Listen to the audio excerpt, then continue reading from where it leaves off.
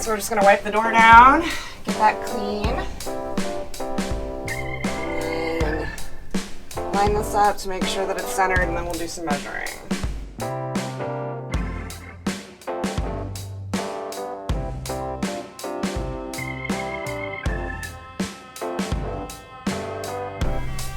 Okay, and then we're gonna peel back this 3M adhesive tape. It's going to hold up in the elements, weather, and temperature.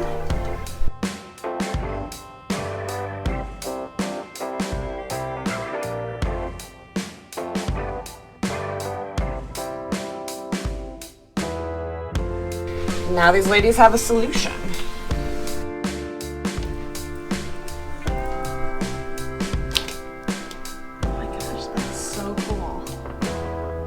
Satisfying.